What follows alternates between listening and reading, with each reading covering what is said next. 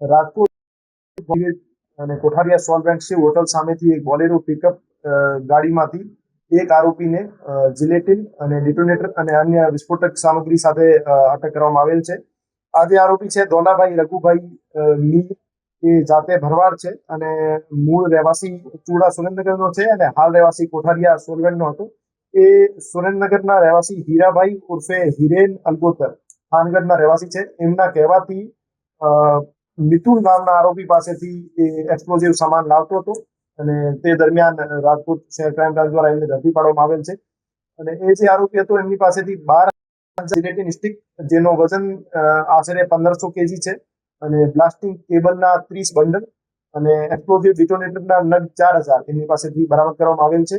અને આગળ જે બીજા આરોપીઓ જે એને માલ પૂરો પાડનાર છે અને માલ મંગાવનાર છે એને પકડવા માટેની તજવીજ હાલ ચાલે છે.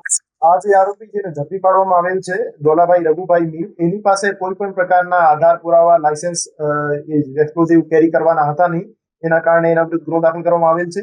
અને એ જે એક્સપ્લોઝિવ સામગ્રી છે એ થાનગઢ સુરેન્દ્રનગર ખાતે સપ્લાય કરનાર હતો અને ત્યાં એનો એક્સપ્લોઝિવનો યુઝ માઇનિંગમાં થવાનો હતો. તો ત્યાં એમને જે સપ્લાય પૂરી પાડનાર મિતુલ અને મંગાવનાર હીરાભાઈ છે, એમની પાસે પર્યાપ્ત આધાર પુરાવા છે કે કેમ એ બાબતની તપાસ હાલ ચાલુ છે.